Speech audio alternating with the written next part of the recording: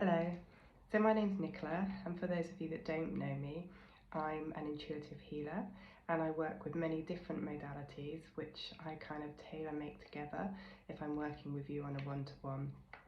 So today I wanted to talk a bit about the witch wound, and this is something that's really resonates quite deeply with me and in the psyche of many women.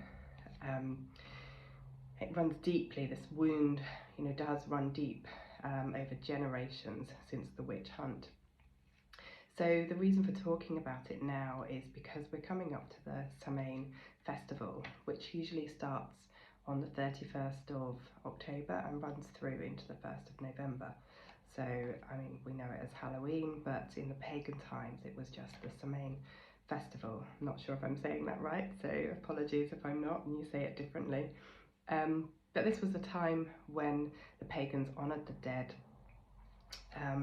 They were really in tune with the nature and the almanac of the seasons. And, it was a time when the harvest, they would harvest all the foods, collect it together, they'd have a meal, and then they would have shared it with their dead, with their loved ones, their relatives. At that time they would have put a string out from their house and to where they'd been buried so that they could find their way back home to have that meal with them. Now this is something that in Mexico it's known as the Day of the Dead, or Day of the Dead, I think it's the Night of the Dead or Day of the Dead, and it's celebrated in that way that we used to as pagans. So very different to the way that Halloween is now. It wasn't feared in the same way. It was a time to celebrate your family and your loved ones, because you knew that their soul had passed over and that death wasn't something to be feared. It was something that the soul would carry on living somewhere else or be reborn. So like if we associate the death card in the tarot, it's really seen as new beginnings and not necessarily as a bad card, that it means death. So in these pagan times, this is when women were so in tune with the nature and, as I say, the almanac of the seasons, and they were very in tune with their intuition and their femininity, and this was also celebrated. And in particular they would follow the cycles of the moon. The moon was also the time when you would look to plant for planting. You would be guided by that as well, and the different types of weathers that you might have caused through the moon, so they would decide when the best time for planting would be. That's kind of how the almanac of the seasons would work. And with the cycle of the moon, if we think of the moon, how it controls or has control over the water, and how we are also part water with the tides, it also sort of controls our flow. And as women, quite often we menstruate around the time of the full moon or the new moon. So the cycles of the moon is seen as very feminine, intuitive and wisdom, and although in some cultures it is seen as as a male energy, but for the purposes I like, and I think one of my friends said when we were on this moon ceremony that no, as women we own the moon, or we're going to keep the moon as ours. It's it's mysterious, it's like an enchantress. It's kind of that side of the women, or the feminine side. So these women that would celebrate their cycles of their menstruation, they would kind of gather together in huts, and they'd, and the reason they would celebrate it is because it was a sign of fertility, which is being, part of being a woman. So in every village at that time there would have been a wise woman, and that wise woman, she would have known the herbs and the healing properties of the plants. That was what she studied, and that was handed down from mother to daughter. That wise woman may also have been the midwife who helped and supported women in their childbirth. So this, the wise woman was also respected in the village, and the person that most people would go to when they were unwell, rather than going to a doctor, because the doctors didn't necessarily exist. But when we look at the witch, when we're talking about the witch wound, this is really when it started, around the time of the witch hunts. So at this time, this is when men really were coming into their patriarchal power and disempowering women. They were afraid of these kind of women gathering in their huts with celebrating, their moon blood, as it were, or that they were quite powerful with their intuition and foresight and visions and seeing things.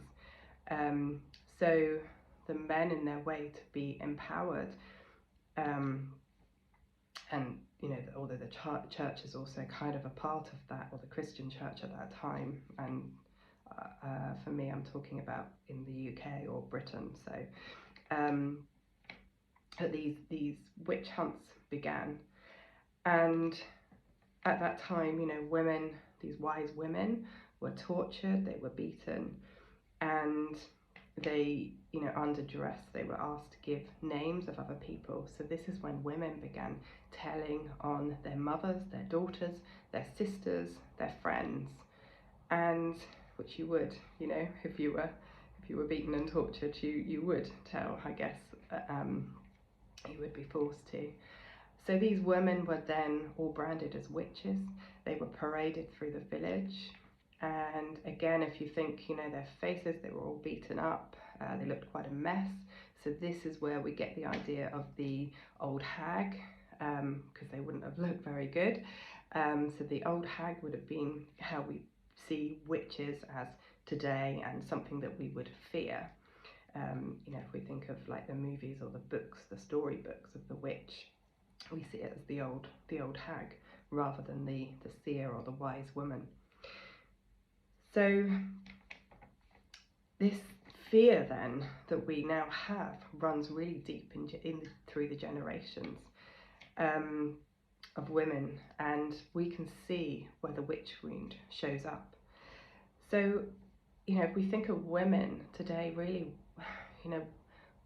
if women supported other women, on a really deep level, then we would be able to rise up. But when we actually think about how women are with each other, we're often our own worst enemies. We, continually compare ourselves to the way that we look, to the relationships that we have, and this we have this guilt and this shame, and that can show itself in motherhood. There's a competitive streak in the way that children reach their milestones, and we'll again compare ourselves. We are very judgmental on other women who stay at home, women who work, women who don't work. Each sector almost makes the other one feel guilty, even more so. So like the woman who stays at home, she feels nothing because she doesn't feel like she's contributing to society, because of the sort of the patriarchal sort of society that we're in now. It's not seen as a contribution in the way that it once was. It's almost now that women need to be working as well as looking after their children. And those women who are working and looking after their children, if they were educated, they kind of might have to give up their jobs. They're not following their passions because they're actually following the passions. They're following a job that will fit in with their children, rather than they're following their passions.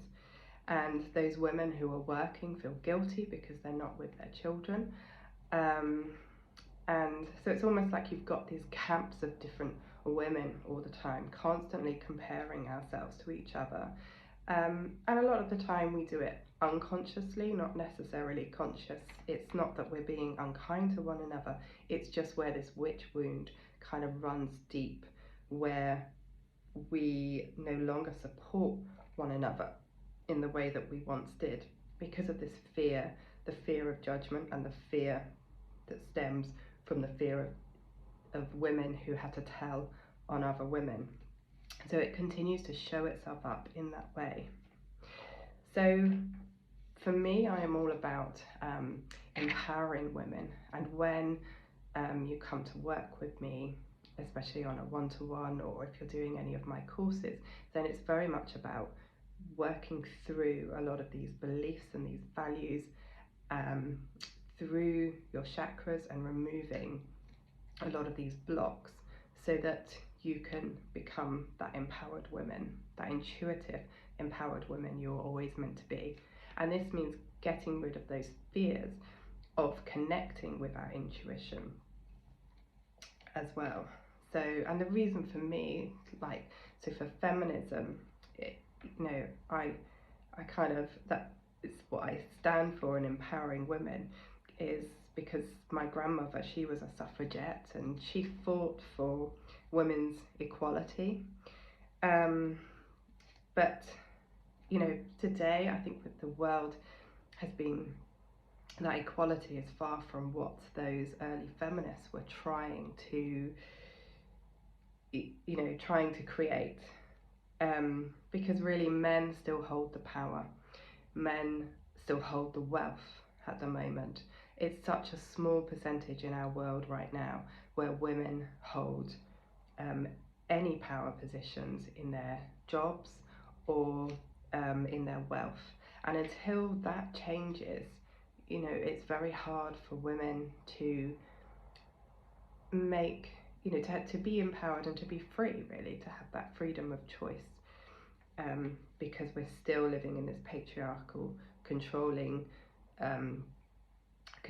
society that really suits and helps men to grow. So, sorry, losing my track of thought. So, we've created this world, basically now, where equality isn't really equal, where women are not only looking after the home as they once did, they're also looking after looking after the home, they're doing the job, they're taking on every role to become the same as a man. But in doing so, this is just making women, we overgive because we have our natural empathic tendencies as a feminine woman. So we end up overgiving, and this leaves us to being exhausted because we're just trying to be everything to everyone. And over these generations, women have become, they feel lost and they're unsure of their purpose in life. And this is because of this disconnection that we got with our intuition and this fear that we hold around connecting with our intuition. This is certainly something that I had to push past, was this fear of connecting with the spirit world, particularly as being involved with the church, this fear that I would go to hell if I were to dabble in that kind of world. And yet, as I work more in this world and my gifts are beginning to come back into play, the visions that I used to have as a child, the dreams, the mediumship development, all these things are starting to come into play much more, and I'm feeling confident, and this is helping me to make my decisions that then become heart-led decisions. So you feel more empowered and more confident because you're making decisions that are in complete alignment to you. So, for me, I really believe that women were never meant to be equal to men. We were just always meant to rise in our femininity and bring a balance to the male energy. That's really where, as women, as a feminist, that's what we should be doing, rising in our femininity and bringing the balance to the male energy. And this is certainly something that we're seeing more so at the moment, that women, or the feminine energy, is certainly trying to rise to match the male energy. So this is where, you know, if women want to be more empowered, then we really need to connect back with our intuition and our inner wisdom, our inner compass, to guide us with where we want to go. And to do this means, you know, looking at and resolving our trauma and our witch wounds, our shame and our guilt and our fear of judgment. It means looking at our shadow self, our archetype of being that enchantress, and being okay with that. It means healing our triggers, you know, that other people kind of say things to us and that triggers us and we get upset with that. It means, you know, searching deep and giving our inner child what it needs, or didn't receive as a child. And it means putting boundaries in place as well. Boundaries without fear of what people think, you know, being okay to say no when we need to. So as I say, you know, since I've connected with my intuition, these psychic abilities are kind of growing, and I'm becoming more confident with, you know, a future that is more in line with myself. So this is certainly something that I want to help other women with. So I have got, if you haven't seen it already, I've got a new moon ceremony, which is basically like a trial, a free trial. It's happening next week on the 3rd of November at 8 o'clock Greenwich Mean Time, I think we're in then. And this will be a ceremony to connect in with the, you know, with the moon, the new moon and the energies. And because it's in Scorpio next week as well, it's very much about releasing those shadow sides of ourselves, and we're letting go to make space, first of all, for something new that we want to manifest and bring in. So if you want to sign up for that, then I'm going to pop the link in below in the comments. So if you know, want to sign up, put your email in it, so you don't miss out, because I will be sending out the Zoom links for that one. So yeah, this is just to give you a taste of connecting in with the moon, and during that moon ceremony, I'll explain a little bit more about how the moon, how we connect in the moon and how we can work with the moon. And this is something that I'll be doing in my membership. So with the membership, I'll be working with a different theme every month, working towards connecting with your intuition, but using the energies of the full moon, the new moon, the waxing moon or the waning moon, and showing how crystals and herbs and all those kind of Alamac tools, the tarot, the oracle card, and different spiritual tools, and how we can use them to really give confidence in using our intuition.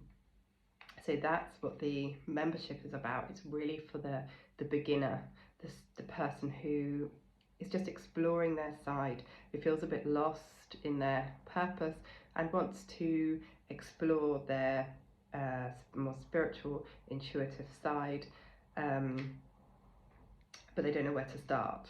So everything will be in there, the sort of grounding practice, the hygienic practices of grounding and cleansing, as well as like a starter part.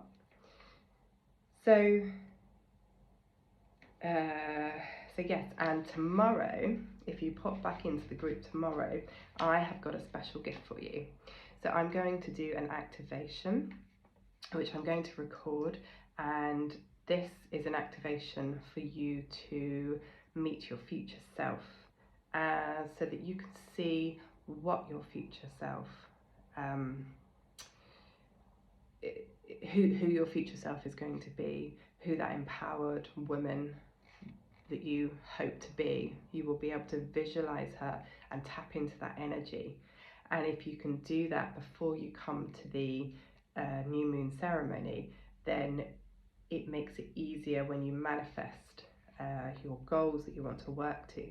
You already have that vision ahead of you of who that woman is and the energy that you want to portray and who you want to become. So it makes it easier to let go of those things that are no longer serving you, that aren't going to help you get to that stage of being this future self that you want to be. So that's tomorrow. I will send anyone a link or tag them in. So if you want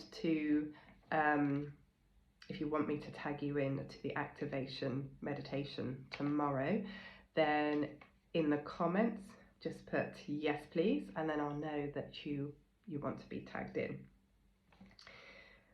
So I think that's all I've got to tell you. If anyone's got any questions about the witch wound, or they want to know more, then just put the questions in the comments below and I will get back and answer them all as well. So hoping that you've kind of enjoyed some of this. I'm also going to put an article in the guides, which is just links to and explains a little bit about the witch wound and an overview as well, or what happened to the women in those times. So yeah, so new moon, if you want to sign up, it's down below in the comments. And I think there's a link somewhere if you want to sign up to the wait list for the membership, which starts at the end of November. And I'm also going to have, which I'll talk about next week, but there will be a special kind of bonus price for those who sign up before the cart is even open. All right, so tomorrow, as I say, there'll be an activation, and then next week really hope to see you at the new moon ceremony, to meet some of you on Zoom. All right, thanks then, bye bye.